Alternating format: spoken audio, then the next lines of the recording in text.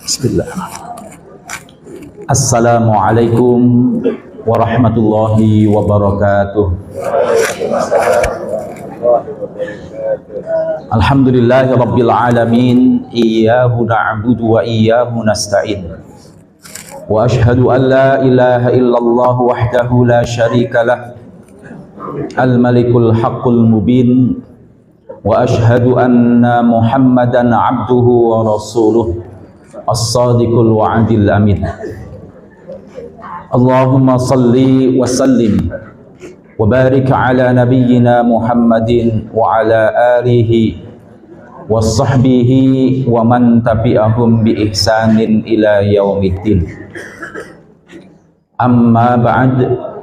Qala Allah ta'ala fi kitabihil karim. A'udzu billahi minasy syaithanir rajim.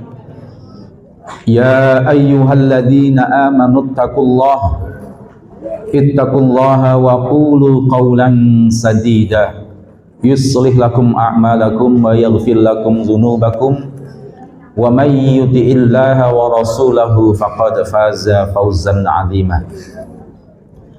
Ingkang kula hormati segenap jajaran pimpinan daerah Muhammadiyah Kabupaten Brebes, demikian pula beserta seluruh unsur pembantu pimpinan baik majelis maupun lembaga, demikian pula organisasi otonom dan secara umum seluruh jamaah yang dirahmati oleh Allah Subhanahu wa ta'ala. Alhamdulillah, marilah kita senantiasa memanjatkan syukur kehadirat Allah Subhanahu wa ta'ala, sebab atas limpahan karunia nikmat yang Allah Ta'ala berikan pada kita, wabil khusus nikmat hidayah iman serta nikmat sehat dan usia panjang, pagi yang cerah hari ini kita bisa berkumpul di majelis kajian Ahad pagi tanpa ada halangan suatu apapun.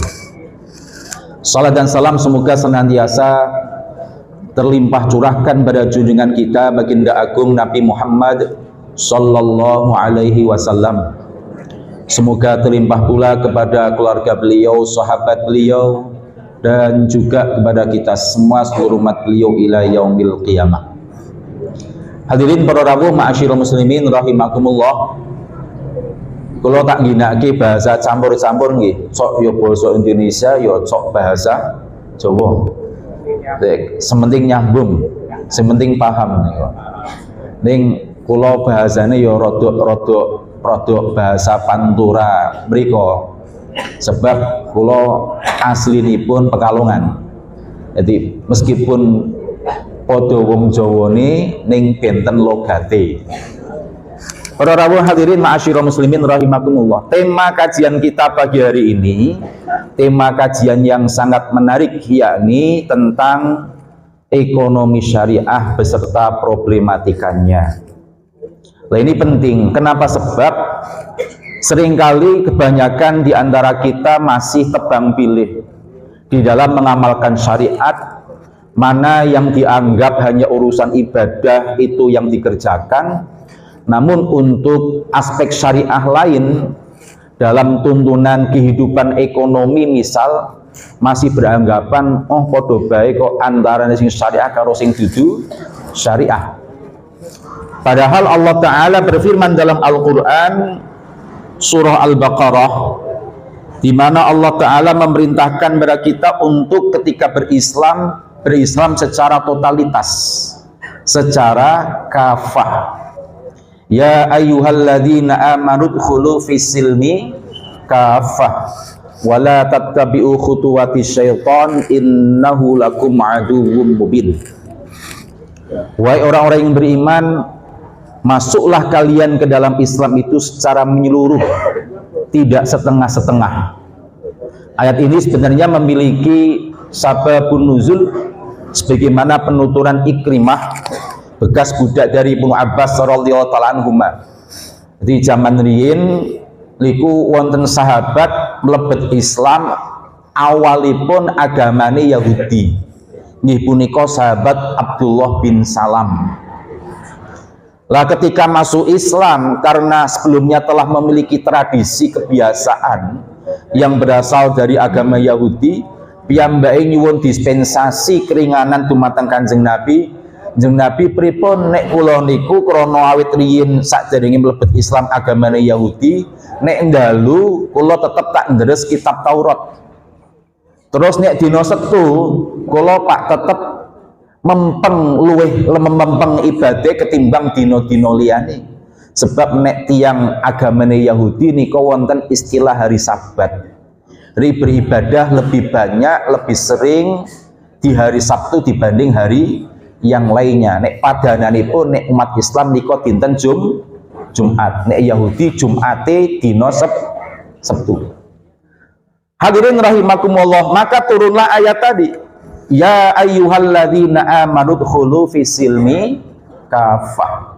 Wahai orang yang beriman, kalau kalian sudah menyatakan diri sebagai umat yang beriman, orang yang beragama Islam, masuklah ke dalam Islam itu secara totalitas, secara menyeluruh. Sebab ajaran Islam punika komplit, mengatur semua aspek, baik aspek hubungan kita kepada Allah, bagaimana kita beriman dan beribadah kepada Allah, hablum minallah. Bahkan di dalam Islam pun mengatur muamalah hubungan sesama manusia, bagaimana kita menjalin hubungan baik kepada kedua orang tua, termasuk bagaimana kita di dalam mencari nafkah, mengelola harta benda. Pramila nek embun ngaku sebagai umat yang beriman, umat Islam, maka kedahipun supados Islam kita paripurna menjadi Islam yang sempurna, mboten pilah-pilih. Sing cocok pe kate Islam tak lakoni. Sing pernah angel ana sing luwih gampang yo, sing luwih gampang bae. Dan ini menunjukkan Islamnya belum totalitas. Para rawuh ma'asyiral muslimin, Bapak Ibu sedherek ingkang kula hormati, termasuk wonten babakan muamalah ekonomi. Bagaimana kita untuk mencari nafkah, mencari uang, dan bagaimana pula kalau kita sudah mendapatkan, kita mengelolanya sesuai dengan tuntunan syariat Islam. Dan ini penting. Sebab nopo kok penting? Sebab harta kekayaan yang kita peroleh kelak akan menjadi bagian yang ditanyakan oleh Allah pada hari kiamat. Wonten hadis riwayat Imam At-Tirmidzi, Rasulullah sallallahu alaihi wasallam ngendikake, besok wonten dinten kiamat, wonten padang mahsyar, kita semua akan dikumpulkan untuk mempertanggungjawabkan segala hal. Nabi ngendikake, la tazulu qadama 'abdin yaumal qiyamah hatta yus'ala an arba'in.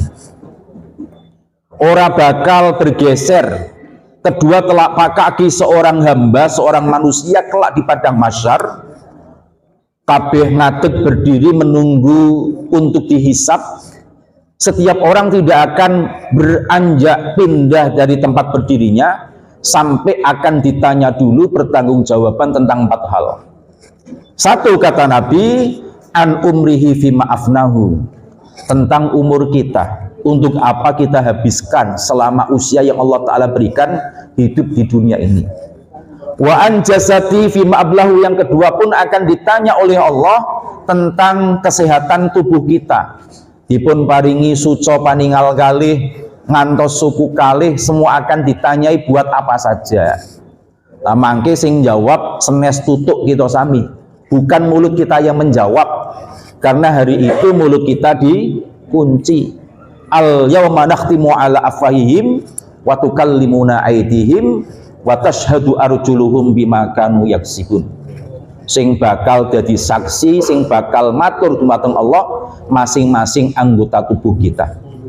Yang ketiga yang akan ditanya juga adalah wa an malihi, tentang harta kita di dunia ini. Pertanyaannya lebih banyak, ada 2. Min ainak tasabahu, piye oleh yang gini nyambut gawe ini corone halal apa haram.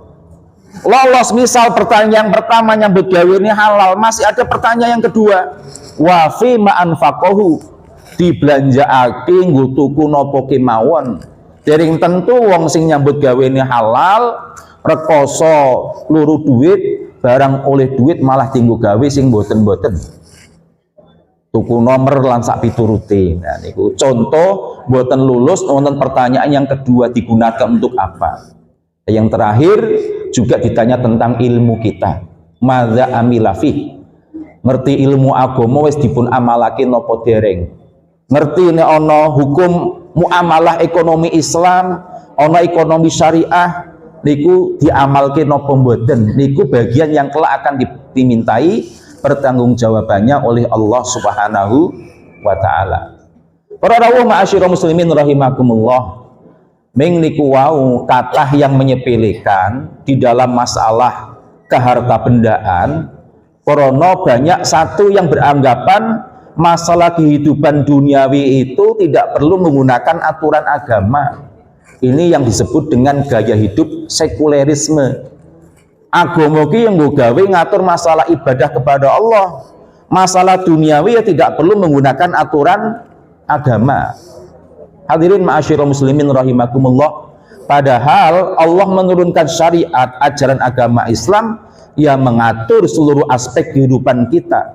Sekali lagi, baik hubungan kita kepada Allah maupun hubungan kita kepada sesama manusia, termasuk di dalam mengupayakan mencari harta kekayaan. Yang kedua, kadang pun ngertos nek wonten hukum tentang syariah di dalam muamalah. Ling banyak yang masih menyepelekan. Apa bae nek nyilih apa nek pembiayaan ning nggon bank syariah, ning nggon koperasi syariah, engko nyaure nek dihitung-hitung ya padha ana punjulane. Nah, bahkan sok luweh larang. Ini yang perlu diluruskan pandangan sebagian masyarakat yang menganggap sama antara praktek keuangan konvensional dengan praktek keuangan syariah. Para rawuh hadirin ma'asyiral muslimin jamaah rahimakumullah.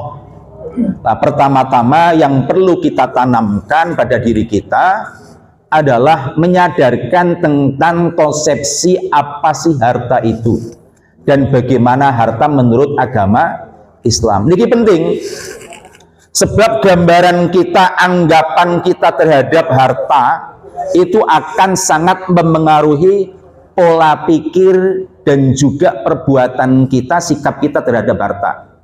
Satu contoh Bapak Ibu, yang nek duweni anggapan botol bekas minuman mineral niku benda berharga.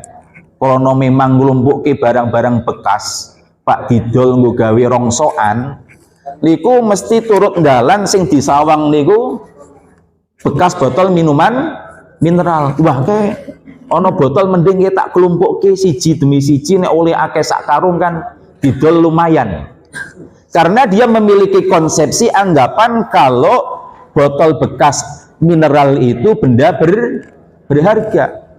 Tapi misalkan unit tiang sing nganggep niku senes benda berharga, wow botol bekas opo regane Pak penting nggo opo, maka ya kemana-mana meskipun melihat banyak tumpukan botol bekas tidak akan tertarik.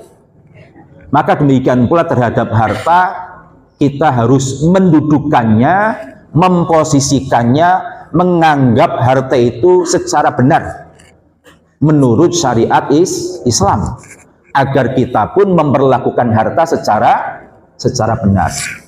Tapi pun harta menurut agama Islam, menurut syariat Allah Ta'ala, yang pertama harta itu hakikatnya adalah milik Allah Subhanahu wa Ta'ala.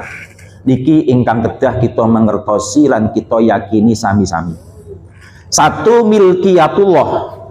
Harta itu hakikatnya milik Allah Subhanahu wa Ta'ala.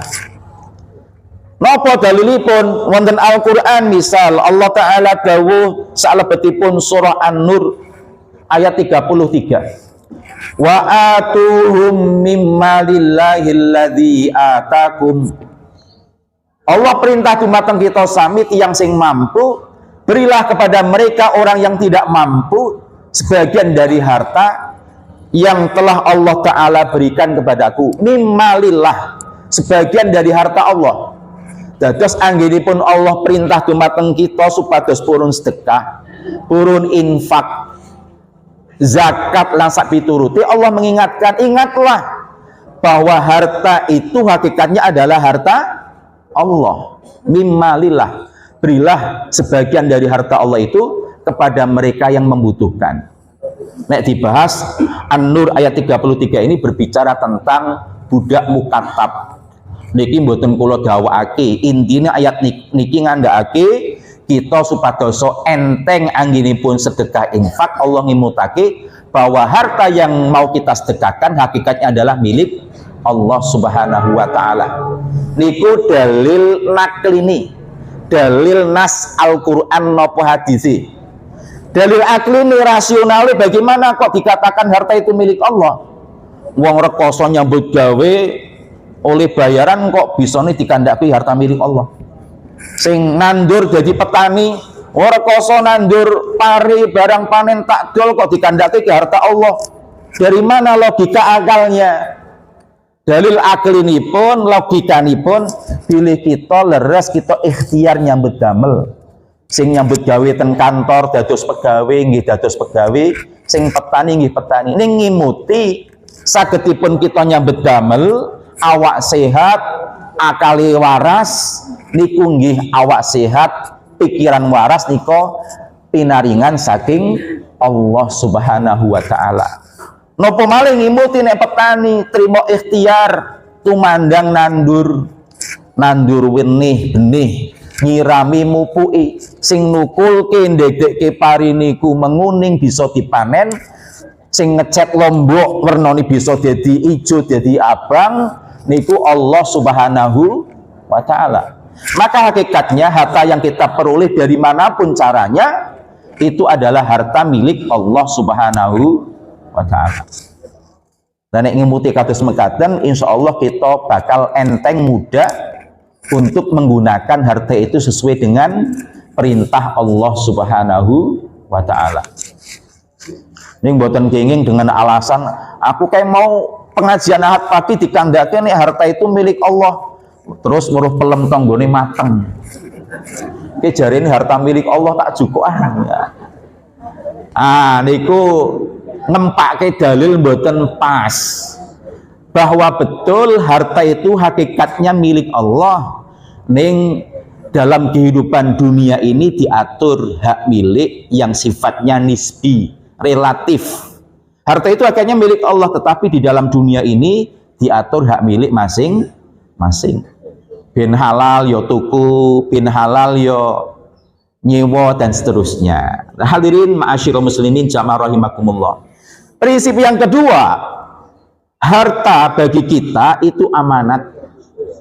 Kita hanya sebatas sebagai khalifah yang diberikan hak untuk mengelola harta tersebut. Ini kembali kepada prinsip yang pertama, harta itu hakikatnya milik Allah Ta'ala. Pramila mangke wonten ayat lindunipun surah Al-Hadid ayat 7, Allah Ta'ala dawuh wa anfiqu mimma ja'alakum mustakhlafina fi. Dan berinfaklah kalian dari sebagian harta di mana Allah telah menjadikan kalian sebagai khalifah, pengelola. Kalau tak tanglet Bapak Ibu, wonten sing dados bendara nggih. Ibu-ibu coki bendara PKK, bapak coki bendara takmir masjid, nopo bendara organisasi, nopo bendara RT nopo RW. Nggih. Bendara niku biasanya nyepeng arta napa mboten? Nyepeng. Niku duwite piyambak napa senes? Sanes. Lah kok ngertos niku senes duwite piyambak, buktine napa? Mboten bebas ngecake belanjaake. Oh jenengan nyekel duwite nggone ibu-ibu PKK, ibu-ibu ning nggo blonjo kebutuhan sehari-hari. Nggih esuk pertemuan PKK ibu-ibu sak kampung yo demo. Demikian pula bendara takmir nggih mboten saged ngecakake belanjaake harta uang yang dia pegang dengan seenaknya. Kudu blonjo manut miturut kali program kerjanipun. Demikian pula nanti di akhir periode, akhir tahun maupun akhir masa jabatan, niku kedah laporan uang yang dipegang selama dirinya menjadi bendahara, berapa yang didapat, digunakan untuk apa saja, ada saldonya atau Tidak. Ini bukti bendahara itu bukan memegang uang milik diri sendiri. Maka demikian juga hakikatnya harta yang kita pegang, meskipun itu kita dapat dari hasil pekerjaan kita, itu janjane bukan harta milik kita, tetapi harta milik Allah Subhanahu wa Ta'ala. Bukti ini nopo? Kita tidak bebas, ada aturan halal haram. Ora kena sak bebasi ngecak nggih. Tuku minuman keras, nggo main judi niku haram mboten kenging. Wontenipun aturan, batasan apa yang boleh, apa yang tidak boleh, menunjukkan kita bukan pemilik mutlak yang bebas menggunakan harta. Demikian pula wau wontenipun minjang wonten dinten akhir, di padang mahsyar ada 4 pertanggungjawaban. Salah satunya adalah pertanggungjawaban terhadap harta yang kita miliki di dunia. Niku nggih nuduhake harta niku hakikatnya bukan milik kita, tetapi milik Allah Subhanahu wa Ta'ala. Pak lah, nek harta itu milik Allah, terus wong ki nek meninggal dunia meninggalkan harta yang banyak, larinya kemana Pak? Apa melu dikubur dibeleke marang Gusti Allah? Nggih mboten.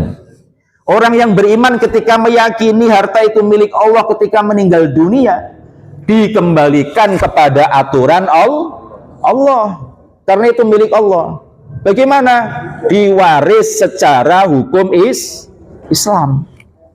Itu kalau kita sadar betul harta itu milik Allah, maka ketika ada orang meninggal dunia, sanak kerabat kita, orang tua kita, harta itu harus diwaris menurut ketentuan Allah.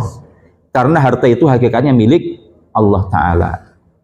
Hadirin para rawuh ma'asyiral muslimin rahimakumullah. Yang ketiga, prinsip Islam memandang harta, manusia diberikan kebebasan, kewenangan, bebas dalam tanda kutip, boten bebas sak bebas-bebas, artinya kebolehan untuk mengembangkan harta. Jadi wong sugih niku dipun perintahake. Sebab Nabi ngendikake al-mu'minul qawiyyu ahabbu ilallahi minal mu'minid dhaif.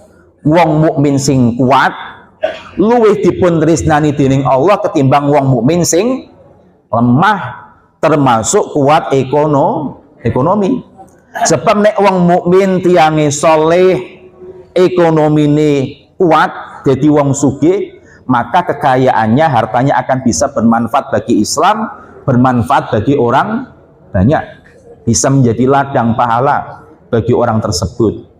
Jadi boleh kita mengembangkan, memperbanyak harta kita. Ning kedah sekali lagi mengikuti aturan syariat, aturanipun hukum Allah Subhanahu wa Ta'ala. Kemudian yang terakhir, prinsip harta yang keempat, harta itu bukan yang kita cari sebagai tujuan hidup.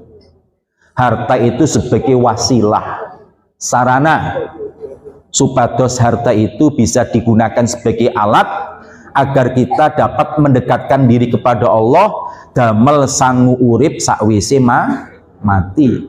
Li umpami dadi wong sugih diniati dudu pak luru sugihe, dudu pak luru hartane, tetapi diniati bagaimana kelak setelah mendapatkan harta itu kita bisa mendapatkan ridho dari Allah. Harta digunakan untuk bersedekah, pergi haji, umroh, dan yang lain sebagainya. Dan ini 4 prinsip Islam mendudukkan, menempatkan harta bagi diri kita seperti apa. Lek pun sadar kados mekaten antawisipun harta itu milik Allah, maka kita harus mengelolanya sebagaimana ketentuan Allah. Harta itu sebagai titipan kelak akan diminta pertanggungjawaban, maka kita pun harus hati-hati supados benjang wonten dinten akhir kita saged mempertanggungjawabkan dengan sebaik-baiknya. Para rawuh hadirin ma'asyiral muslimin jamaah rahimakumullah. Maka berbicara tentang cara mengelola harta, ini harus kembali kepada prinsip ajaran agama Islam, kedah ngginakake aturan ekonomi syariah. Para rawuh hadirin rahimakumullah. Lah, alhamdulillahipun di lingkungan kita yang dulu tahun 70-an sangat sulit untuk mencari lembaga keuangan yang menerapkan aturan syariah, tahun-tahun belakangan ini sudah mulai banyak, baik itu berbentuk bank maupun berbentuk koperasi. Ini ku hasil istihad kaum muslimin wabil khusus para ulama supados kaum muslimin punika boten malih ngginakake fasilitas keuangan yang berbau riba. Sebab para ulama, baik itu MUI, baik itu Persyarikatan Muhammadiyah ataupun hasil pembahasan Basul Masail dari organisasi Nahdlatul Ulama, itu berpendapat kalau lembaga keuangan konvensional, duko bank, duko koperasi yang konvensional, itu di dalam pengelolaan keuangannya mengandung unsur riba. Misal niki nek Majelis Tarjih Sidoarjo tahun 68 nggih sampun mutusake bahwa bank konvensional, lembaga keuangan konvensional itu di dalamnya mengandung praktek riba. Demikian pula Lajnah Basul Masail yang dilaksanakan di Bandar Lampung tahun 82, Fatwa MUI tahun 2003 sami ngandhakake kalau kita melakukan pembiayaan pinjaman di bank atau bahkan sekedar menabung niku pengelolaan keuangan di lembaga keuangan konvensional ini mengandung perilaku riba. Lah bentene napa kalih lembaga keuangan sing syariah, duko bank, duko koperasi napa bank syariah niku anggenipun mengelola, baik mengelola tabungan ataupun mengelola pinjaman yang disalurkan itu menggunakan prinsip syariah. Hadirin para rawuh rahimakumullah. Misal contohnya kalau kita di lembaga keuangan konvensional jenengan nabung niki duko tabungan biasa, duko tabungan deposito niku biasanya nek sing nabung nopo deposito nyimpen deposito angsal bunga nopo mboten angsal, dan bunganya itu flat, tetap menggunakan persentase. Nek deposito setahun misal ini bakal oleh hasil benwulani 6%, misal kemawon. Berarti nek deposito 10 juta ben wulan 6% nih, yo kira-kira nek 10 juta tibone pinten niku? 20.000 ben wulane.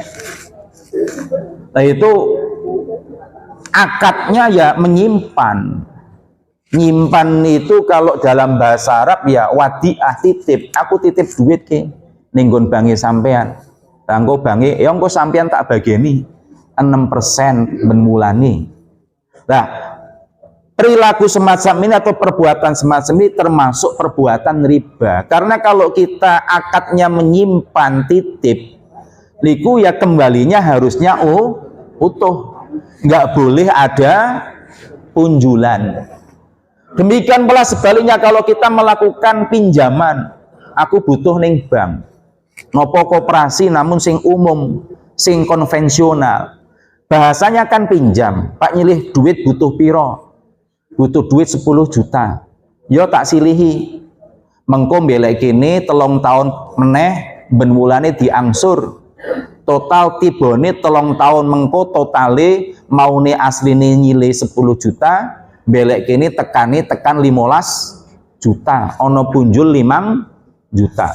Kalau akadnya pinjam meminjam alias utang piutang, utang niku wonten syarat Islam niku nyilih piro ya kudu belek kini piro, karena akadnya utang piutang. Sebab utang itu hakikatnya kita membantu kepada orang yang membutuhkan. Nabi ngendikake ganjarane separuh dari sedekah. Nek sedekah niku ucul-uculan diwenehke ganjarane penuh, tapi nek nyilihi ngutangi ki mbantu meringankan kebutuhan orang namun kita masih akan meminta kembalian duitnya bakal bali mingwai ono nilai bantuan meringankan beban orang lain. Sehingga kalau orang ngutangi berharap balasan itu dari Allah, bukan punjulan dari kembalian. Niku praktek di lembaga konvensional baik koperasi maupun bank yang umum. Pak lah bedone karo bank syariah, koperasi syariah nopo? Ginakake akad syariah. Pak lah nek nabung kan coba ning BTM misal. Kan ono bagi hasilnya Pak. Nah, sing bedake akate.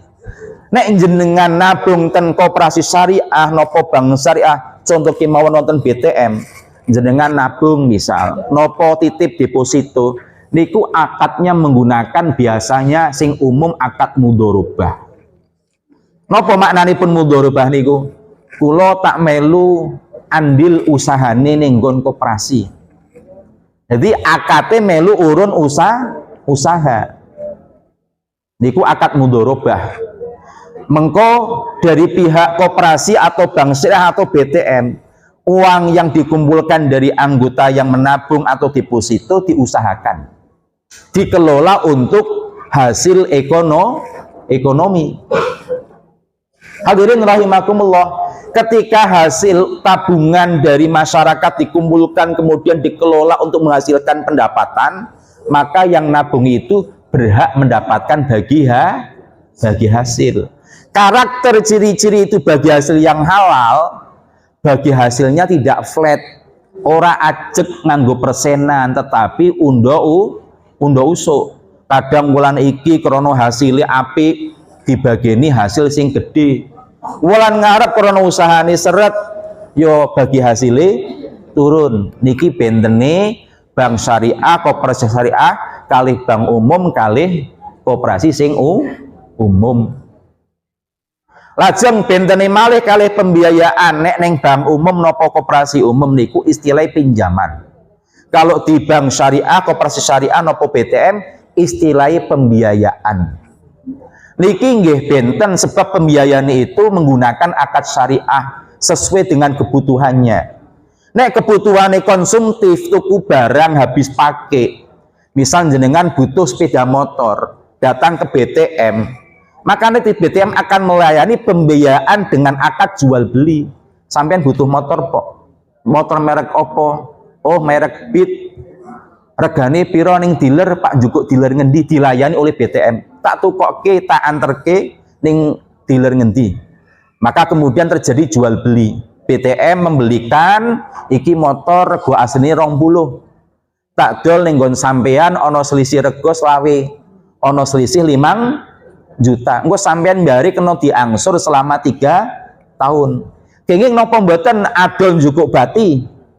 Kenging. Ini yang disebut akad murabahah.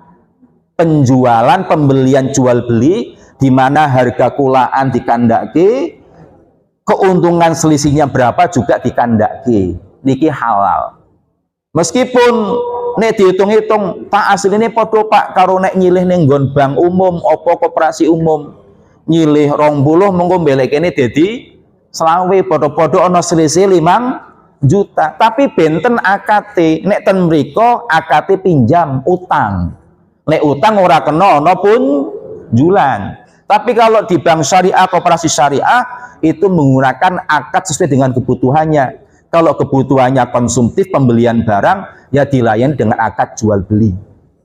Kalau untuk kebutuhan produktif, nggak usaha, misal usaha mriki nopo tambak misal, ono modal 100 juta, isi kurang 100 juta meneh. Sebab modal total butuh 200 juta. Mengajukan pembiayaan ke BTM misal, BTM akan melayani dengan akad musyarakah, syirkah kerjasama. Sampean duweni modal 100, kurang 100, yo kita tambahi modal 100.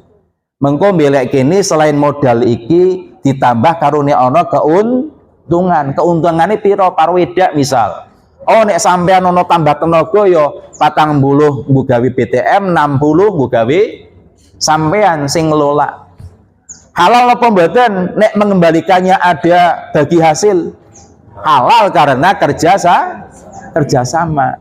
Tapi kalau datang ke bank umum, koperasi umum, ya masa butuh bahasane pinjam, bahasane utang. Butuh piro 100 tak utangi. Engko mbelek kene ya kudu punjul. Nah, itu kelebihannya menjadi riba. Dan masih banyak alternatif akad-akad yang bisa dipakai di dalam akad syariah sesuai dengan kebutuhan kita. Lagi ampun ngantos dipun padhaake tah padha asline nyelih piro, engko mbelek kene piro. Ya secara nominal memang sama atau bahkan sok malah luwih larang. Tetapi pantas kalau syariah itu luwih larang, upak mlebu surga njaluke murah. Yang perlu digarisbawahi beda dari sisi akad dan juga prosesnya. Misal jual beli, ora gur akad jual beli nyelehke duit diwenehke mboten, tapi betul-betul dari pihak bank atau koperasi membelikan motor. Tak terke tuku motor, tak kulake terus diserahke motori tak dol ning nggon sampean. Betul-betul terjadi akad jual beli. Misal tadi menggunakan pembiayaan kerjasama musyarakah dari pihak koperasi, misal BTM, ya betul-betul ikut mendampingi. Benmulan sampean ngelola tambak, panen 3 wulan pisan, misal melu ngitungke, melu dampingi, lah itu halal kalau mendapatkan bagi hasil setelah tambak itu dipanen. Deleke modale ditambah dengan hasil perolehan panen dibagi berapa sesuai dengan kesepakatan. Para rawuh hadirin rahimakumullah, mbok pilih sebagai pengantar kados niki rumiyin supados langkung jelas napa ingkang dereng ngertos bisa ditanyakan. Tasih wonten wekdal mungkin antara 10 sampai 1/4 jam. Sumangga. Monggo setunggal kalih. Monggo Ustaz Sairi. Para sahabat dan ibu yang dihormati, untuk pemaparan sudah selesai, kemudian kita kasih kesempatan tanya jawab. Kami kasih kesempatan 3 orang, yang pertama di sebelah kanan, kemudian yang di tengah, kemudian ibu-ibu. Dan insya Allah bedanya akan berperan Alhamdulillah sesuai dengan tema pembahasan. Monggo yang sudah siap, monggo maksimal.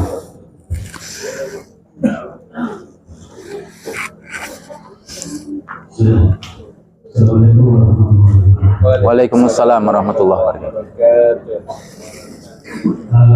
Mohon izin Pak Ustaz, menarik sekali tema hari ini adalah ekonomi syariah. Banyak saya akan bercerita dulu kejadian yang ada di masyarakat, khususnya untuk masalah KPR, kredit perumahan rakyat.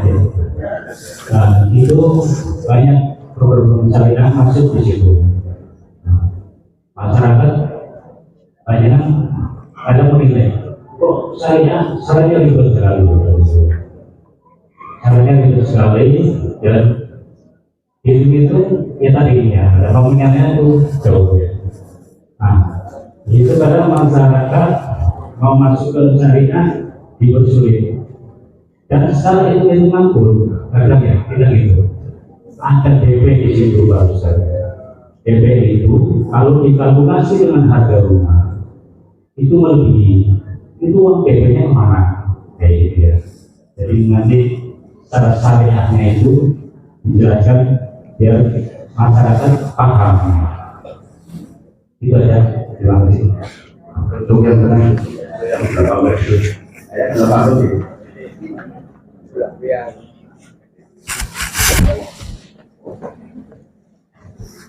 Assalamualaikum warahmatullahi wabarakatuh. Waalaikumsalam warahmatullahi wabarakatuh. Pak Ustaz dari perkawinan yang berhormati, yang pertama menepis anggapan dosen.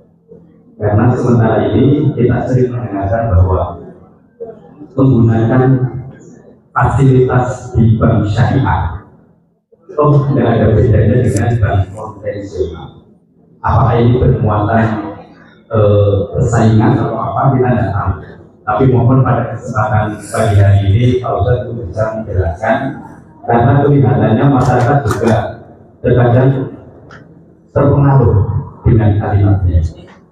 Kemudian yang kedua, apa hukumnya menggunakan fasilitas bank konvensional seperti yang disampaikan oleh Pak Ustadz tadi, bahwa baik dari lajnah Basul Masyarakat MU, kemudian Tadi Muhammadiyah maupun dari MUI, itu sudah dinyatakan bahwa bank konvensional itu ada unsur dan praktek riba. Tetapi kenyataannya di tengah masyarakat kita banyak yang menggunakan fasilitas bank konvensional, apakah itu untuk kepentingan haji ataupun untuk kepentingan yang lain. Dan kelihatannya untuk melepaskan diri dari bank konvensional ini juga masih sulit. Jadi di mana pemecahannya, Pak Ustaz? Satu lagi Pak Ustaz, yang ketemu dengan berapa? Yang satu perihal tentang masalah jual beli, Pak. Karena begini, kalau kita beli dengan kontan itu harganya 100.000, tapi kalau dengan kredit menjadi 110.000. Ini sering praktek-praktek seperti itu banyak sekali. Namun penjelasan. Terima kasih. Saya ucapkan jazakumullah. Assalamualaikum warahmatullahi wabarakatuh. Waalaikumsalam warahmatullahi wabarakatuh. Untuk ibu untuk kalau datang Bu Sinten Bu Suleha ini mewakili kaum perempuan.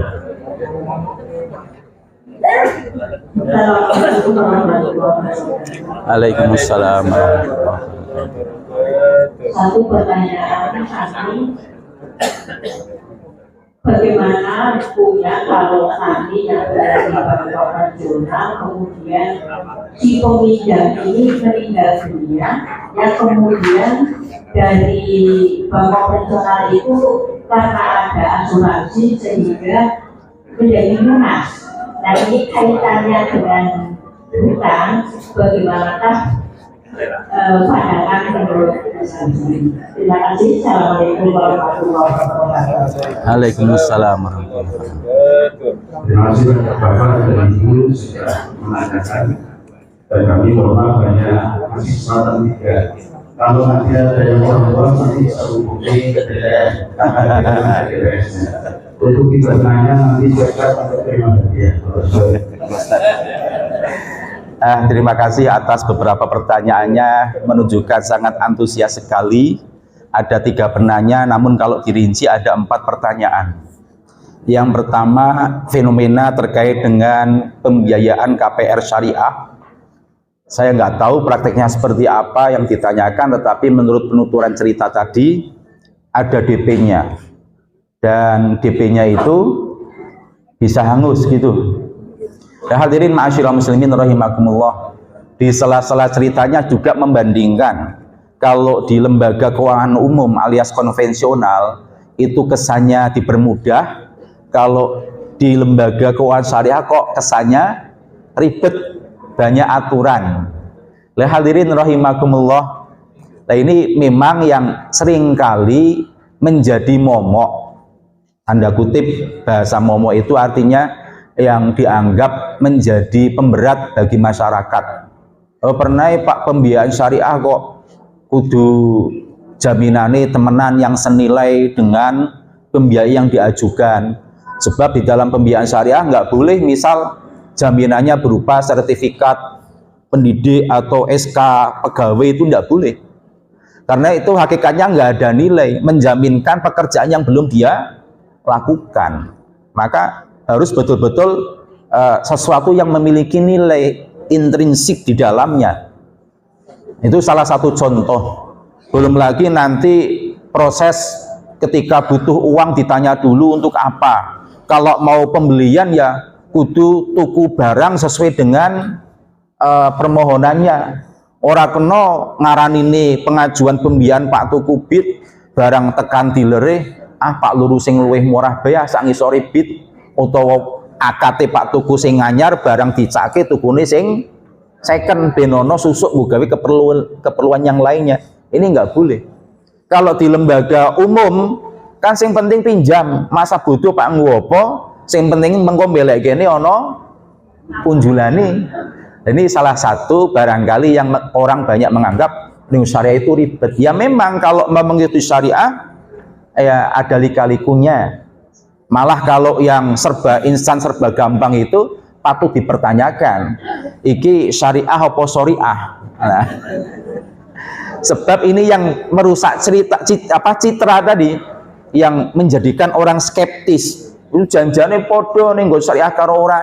Ini memang ada oknum lembaga yang labelnya syariah, nganggo nama syariah, tapi hanya sebagai kedok saja. Prakteki pembiayaan ini si podo karo sing umum. Butuh apa akad yang nganggo jual beli, tapi jual beli nggak terjadi.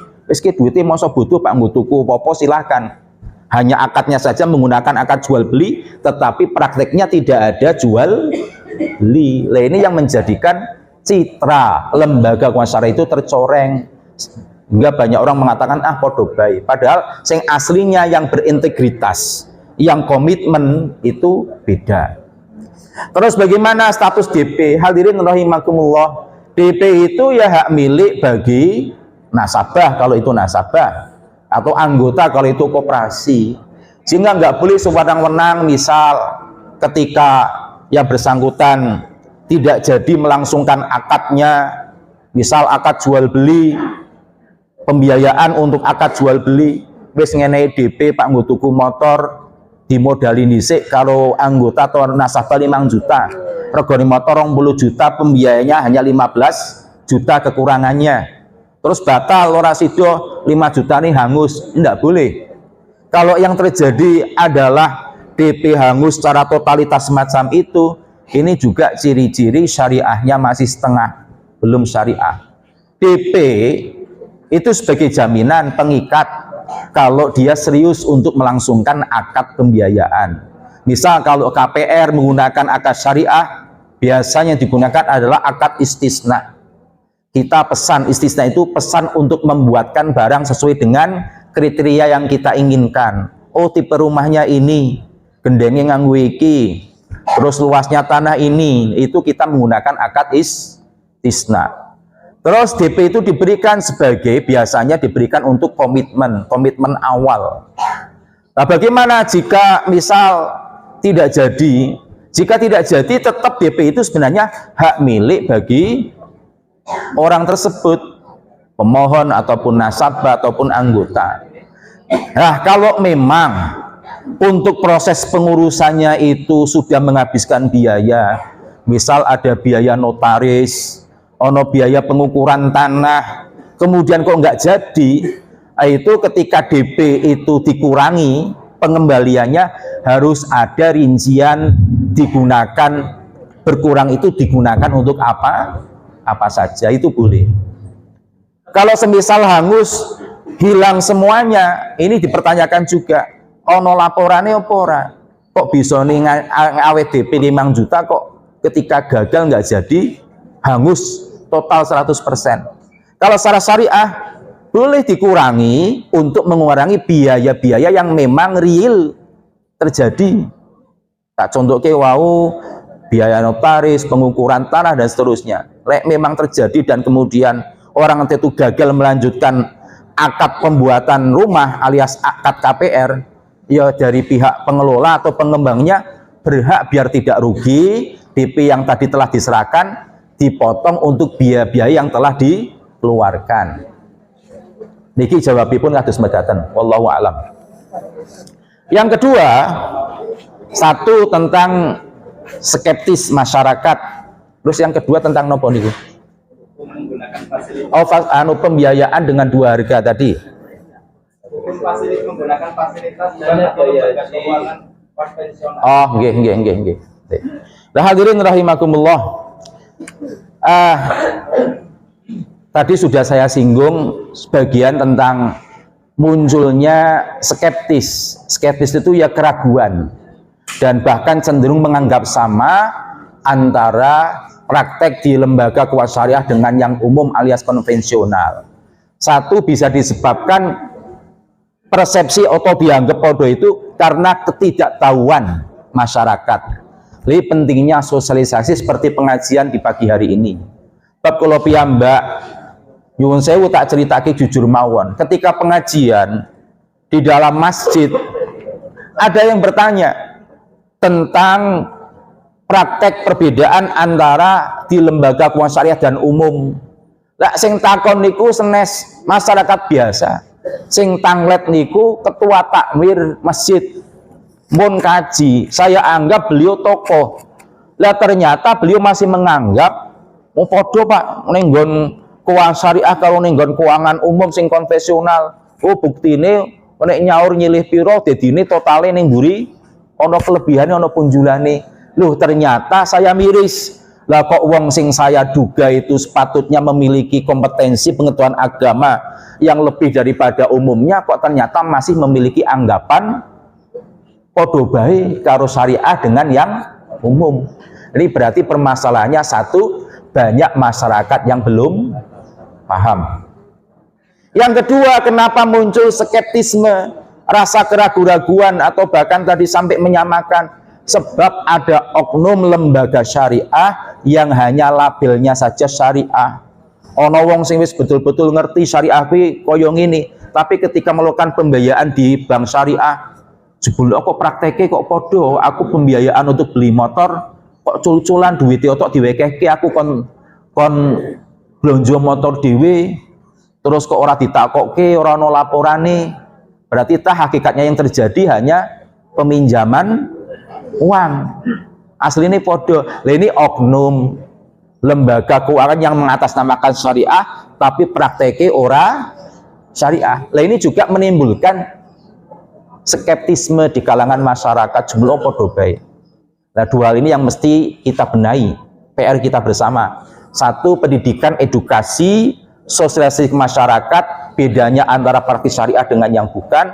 Dan yang kedua, secara internal kalau kita mengelola lembaga keuangan syariah seperti BTM, kita kelola dengan integritas.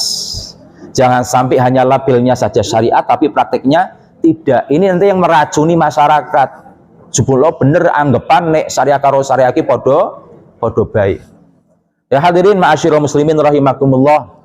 Terus resikonya apa? Kalau tadi dikatakan hampir oleh semua organisasi masyarakat kalau menggunakan pembiayaan, pinjaman piutang dari lembaga keuangan konvensional itu termasuk riba. Ya jelas karena riba itu termasuk dosa besar. Nek ngerti niku dosa ya kita kedah rampungi keluar dari praktek keuangan konvensional yang mengandung unsur riba. Karena jelas dalam Al-Qur'an Allah Ta'ala informasikan kalau orang tahu itu riba dan sadar hukum riba itu haram, kok isi terus menerus dia lakukan, fa'dzanu biharbim minallahi wa rasulih. Kaya ngancam perang karo sapa? Ngancam perang karo Allah dan Rasulullah. Kaya wong nantang perang. Lah niki medyaninipun dereng mangke dipun terangke wonten hadis Nabi, dosane ngungkuli kaya zina karo ibune dhewe. Padahal wong ora tega mesti Pak zina karo ibu kandung. Dosane riba ngungguli zina dengan ibu kandungnya sendiri. Ya hadirin rahimakumullah, di tempat saya di BTM Pekalongan itu sudah menangani beberapa kasus orang yang awalnya pembiayaan utang karo bank konvensional taubat, kedarung bangun toko jual beli variasi mobil, aksesoris mobil, pembiayaannya sampai 2 miliar bangun beberapa toko. Dia taubat, aku kok wedi ngimuti nek kuwi dosa riba, datang ke BTM ingin beralih ke syariah. Ya kita layani, kita tutup pinjaman yang di bank itu, kemudian kita akad dengan BTM. Itu pakai akad refinancing syariah. Nanti itu banyak cara-caranya, skemanya banyak, penjelasannya luwih jelimet. Terus tadi ditanyakan pula tentang yang sering berlaku di masyarakat, apa istilah sing dodol peralatan rumah tangga, ember plastik dan seterusnya. Kredit nggih. Nek tuku tunai regane 10.000, nek diangsur 3 wulan dadi 15.000. Kena napa mboten? Hadirin rahimakumullah, itu yang sering pemahaman terjadi di masyarakat. menganggap itu jual beli dengan dua harga. Padahal itu boleh, itu boleh. Tinggal ketika terjadi mau pilih yang mana. Lek pilih tunai itu terjadi dengan satu harga. Dua harga itu kalau sampai pada akad masih mengambang. Tekan rampungnya akad regane urung jelas. Iki mbayare piro? Misal tekane akad ora jelas, Pak njukuk sing tunai apa sing kredit. Tapi kalau jelas, misal aku tak bayar tunai, ya regane semene dituku. Kalau dibayar kredit harga 15.000 ya sah juga. Sebab hakikatnya yang terjadi adalah jual beli dengan satu harga. Mboten napa-napa. Suka antara itu. Itunya betul, tapi ada yang yo nenggon bank umum barang yo suka sama suka gitu. Ada prinsip lain yang tidak boleh dilanggar. Itu prinsip tidak ada riba, tidak ada gharar, tidak ada unsur judi dan sebagainya. Nah, kalau dalam jual beli yang beda regane antara tunai dengan dikredit itu secara prinsip tidak ada masalah. Karena ketika terjadi disepakati yang mana, yang terjadi adalah satu harga. Yang nggak boleh itu ketika selesai berpisah dari majelis akad belum disepakati mau pakai harga yang mana. Nah, ini yang tidak boleh. Terus dari ibu-ibu tadi bertanya tentang kembali karena itu kita sudah ada fatwanya ngerti nek niku riba. Ampun ngantos kita berkecimpung lagi menggunakan fasilitas pinjaman dari bank konvensional. Ampun ngertos kok. Karena ketika kita misal jangankan meminjam, menaruh saja deposito misal 10 juta nganggur nih omah tak deposito oke lah ben oleh sewulane 6%. Itu ketika kita taruh di bank konvensional itu yang terjadi adalah akad riba karena keuntungan tiap bulan 6% yang flat dan akadnya itu titip nyelehke ibarat kaya wong titip iyo baline kudune isih butuh wong barang titip. Tapi kalau di lembaga yang syariah itu akadnya mudharabah, ikut tanam usaha. Aku tak melu urun gawe modal tapi dalam bentuk tabungan deposito. Maka karena itu mudharabah, urun usaha, ketika mendapatkan keuntungan yang dibagi hasil, maka keuntungan bagi hasilnya itu menjadi halal. Sing bedate akad tok Bapak Ibu. Meskipun hasilnya sebenarnya prosesnya yo podo ning nggon bank umum yo duitnya diputer diusahake, tetapi akadnya di sana adalah titip disimpan. Sing barang dititip barang disimpan iki ora kena kalong ya ora kena pun unjul sik butuh baline. Nah, kemudian pertanyaan dari ibu-ibu, bagaimana kalau pinjaman di bank konvensional karena menggunakan asuransi ketika meninggal dunia sisa plafon yang diutang sudah dianggap lunas. Nah, hadirin ma'asyiral muslimin rahimakumullah, berbicara dari hulunya dulu, nilai dhisik. Nilai di lembaga konvensional itu sudah bermasalah. Itu perbuatan yang tidak boleh. Krono akate nyilih utang belek kene ya kudune isih utuh. Nah, bagaimana Pak terlepas itu haram? Kalau memang ada akad asuransi yang itu sifatnya saling tolong menolong, ta'awun, sebenarnya di dalam syariah pun ada. Di syariah itu ada. Akad yang dilakukan adalah akad tabarruk, saling membantu. Bukan gambling, bukan judi. Gambling judi itu kalau premi yang dibayarkan mengko bali piro nek umpamane kedarung mati ora bali tapi dihukumi lunas pinjamane, itu gambling, cok untung cok rugi. Tapi kalau di lembaga keuangan syariah asuransinya adalah ta'awun dana yang diberikan itu niatnya adalah untuk membantu, sedekah, tabarruk. Enggak, misal di lembaga keuangan syariah termasuk BTM, kalau bukan pinjam ya, pembiayaan nominalnya besar, itu harus disertai dengan asuransi.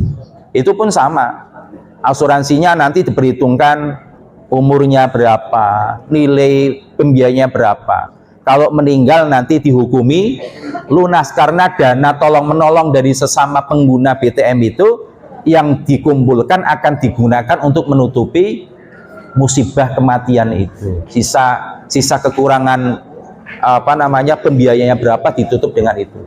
Jadi berbicara tentang asuransi, ada asuransi syariah yang diperbolehkan. Tapi tadi yang ditanyakan adalah dari awalnya sudah keliru, pembiayaannya di bank umum, bank konvensional. Pakatan Mbak Billy, para rawuh, Bapak Ibu kalau hormati, kajian kita di pagi hari ini cekap semanten. Pak, tanya lagi boleh? Nggih, monggo. Tapi niki kadosipun nggih, mboten napa-napa, monggo. Nggih, monggo. Terima kasih. Yang pertama, Assalamualaikum warahmatullahi wabarakatuh. Waalaikumsalam warahmatullahi wabarakatuh. Itu agungan itu harus punya nilai intrinsik. Nah, sekarang kita itu para guru sekolah swasta, khususnya sekolah Muhammadiyah itu punyanya SK. SK tadi berarti itu tidak dibolehkan menjadi agungan. Nah, masalahnya kalau guru tadi itu ingin pinjam, lalu apakah tidak bisa dicarikan cara lain? Artinya dengan sesuai kemampuan mereka untuk bisa pinjam. Nah, cara lain itu misalnya dengan misalnya tahun atau apalah, sehingga orang tersebut yang membutuhkan pertolongan keuangan untuk bisa mendapatkan pinjaman. yang pertama. Yang kedua, kita para pegawai itu kan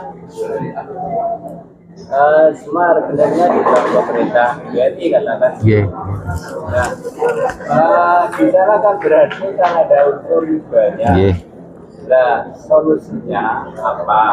Sedangkan kita misalnya setiap bulan itu kan mendapat bunga. Nah, lalu bunga ini biar menjadi halal, bagaimana caranya? Apakah kalau misalnya bunga ini diambil diberikan orang itu berpahala apa malah tambah dosa? Karena ini barang riba gitu. Nah, ini bagaimana caranya agar bisa menjadi halal? Haruskah itu dicuci? Syariah? Bagaimana? Terima kasih. Assalamualaikum warahmatullahi wabarakatuh. Waalaikumsalam warahmatullahi wabarakatuh. Jadi pertanyaan ujung di hilir, namun sangat penting sekali. Satu, jaminan di dalam lembaga keuangan syariah memang harus berupa jaminan yang secara intrinsik memiliki nilai. Kalau sertifikat tanah itu memang bernilai, nggih, sebab itu representasi dari entitas tanah. Tapi kalau SK pegawai itu nggak ada nilainya. Nilainya adalah pekerjaannya kalau sudah dikerjakan. Nah, hadirin rahimakumullah, ditanyakan bagaimana, apakah ada solusi terutama untuk pegawai, karyawan, guru amal usaha kita sendiri untuk mendapatkan fasilitas pembiayaan dari BTM. Ini kalau mengaca di Pekalongan yang dipraktekkan, satu, bisa ketika dana untuk alokasi Qard Hasan itu masih longgar, bisa, karena itu nanti kan manfaatnya kembali kepada pemberdayaan guru, asal untuk pembiayaan yang sifatnya peningkatan kapasitas, bukan untuk kebutuhan konsumtif. Misal guru itu butuh laptop untuk proses pembelajaran dan administrasinya, dulu ada program pembiayaan Qard Hasan, pinjam berapa, nanti pengembaliannya masih utuh, itu oleh BTM. Tidak ada jaminan karena plafonnya rendah, hanya sekitar 5 juta harga satu laptop. Satu contoh nih. Atau kalau memang nominalnya besar dan kebutuhannya bukan kebutuhan peningkatan kapasitas, keperluan pribadi misal, ingin beli motor, bangun dandani omah dan seterusnya, nah itu ya harus menggunakan jaminan yang memang bernilai. Kalau memang sekolah mau membantu lewat koperasinya, ya bisa. Atau kalau sekolah membantu dengan menjaminkan, tapi biasanya orang gelem keperluan pribadi, itu dilihat kepentingannya. Kalau kepentingan untuk peningkatan kapasitas yang nanti berpulang untuk anak didik, kepentingan sekolah, itu bisa menggunakan fasilitas Sport Hasan.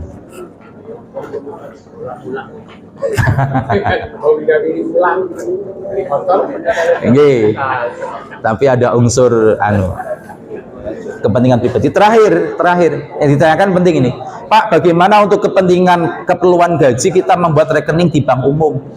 Jadi mau tidak mau karena sudah merupakan aturan, ya kita gunakan. Ini termasuk gambaran dari Nabi bahwa kelak menjelang akhir zaman orang tidak bisa menghindari dari riba. Umpamane bisa menghindari isi kena bleduke, kena awune. Ini contohnya semacam itu. Kini sudah berusaha hati-hati biar tidak terjebak masuk ke dalam praktek riba. Tapi sistem mewajibkan kita untuk menggunakan fasilitas itu. Bagaimana cara kita? Yo gunakan hanya untuk fasilitas saja. Ibarat talang banyu sekitar nggawe lewatan saja. Malah bagaimana kalau ada bunganya tiap bulan?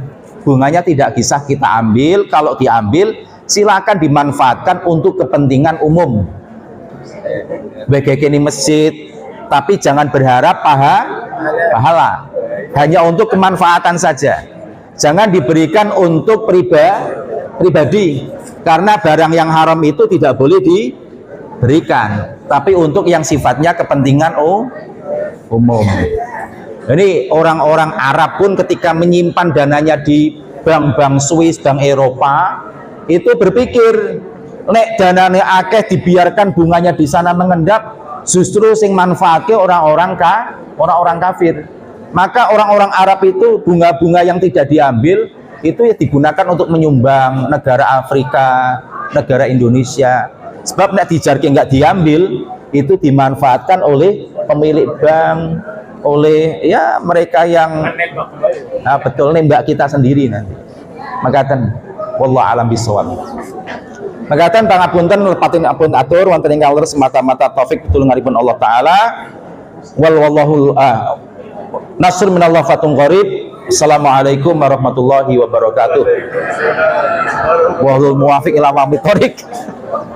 Bapak dan Ibu yang berbahagia, kami mohon yang tadi bertanya untuk menyampaikan soalnya ini bisa. Jadi Mas Imam terus, Mas ini ada fasilitas dari saya, bukan jaminan ya. Jadi hadiah bagi yang bertanya. Perlu kami sampaikan bahwa PTN untuk proses ini ada program tabungan umrah yang bisa kita laksanakan pilihannya 6 bulan sampai 5 tahun. Jadi bagi bapak ibu yang berminat hari ini launching tabungan umrah, monggo bapak-bapak yang minat untuk maju ke depan untuk mendaftar sebagai peserta tabungan umrah. Insya Allah hari ini ada manasik jamaah umrah yang insya Allah berangkat tanggal 7 September. Dan insya Allah ada lagi nanti di bulan November untuk umrah berikutnya. Monggo yang tadi bertanya untuk ke depan, Pak Surono sudah hitung nggak hadiahnya dilengkapi Pak? Oke, monggo. Terima kasih. Monggo Mas. Ya, ada ke utara. Mas Imam. Ini hasilnya adalah diproduksi oleh Majelis Ekonomi Bisnis dan Pariwisata. Di belakang ada bertemu, insya Allah harga promo 10.000 Bu, sampai 10.000. Hasilnya akan diimpakan oleh Sesum. Jadi Bapak Ibu yang ingin sarapan pakai bertemu, monggo di belakang yang ada tiganya. Di situ harganya murah ya, harga promo. kepada Haji Abdul Wahid untuk menyerahkan hadiah. Bukan ikut di awal pasti.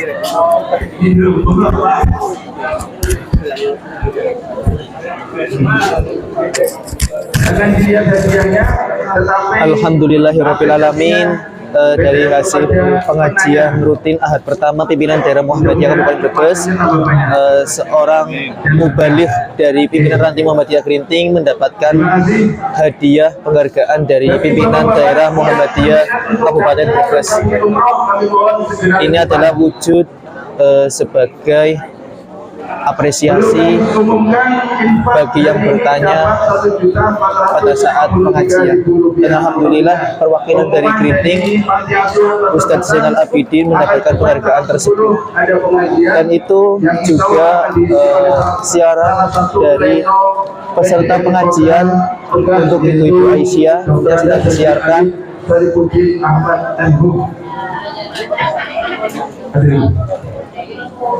Bapak-bapak, monggo Pak Haji Wahid barangkali membuka tabungan umroh langsung. Monggo. Dan informasi kepada sahabat Facebook di pimpinan daerah Muhammadiyah Kabupaten Brebes mengajarkan tabungan umroh dan juga pengadaan tabungan ibadah haji. Monggo silahkan yang mau mendaftarkan diri untuk umroh dan ibadah haji, silahkan bisa datang di pimpinan daerah Muhammadiyah Kabupaten Brebes yang bertempat di belakang Bapak Ibu samping pendopo Bapak Ibu yang Kabupaten Brebes. mau hadir di pengajian Ahad kedua ada, ketiga ada, bahkan keempat juga ada. Monggo. Bagi yang hari ini buka tabungan umroh, ada kenang-kenangan dari PTM. Monggo. Siapa yang sudah daftar, Pak? Ada informasi selanjutnya bahwa bagi yang pagi hari ini membuka tabungan biaya ibadah umroh, ada kenang-kenangan dari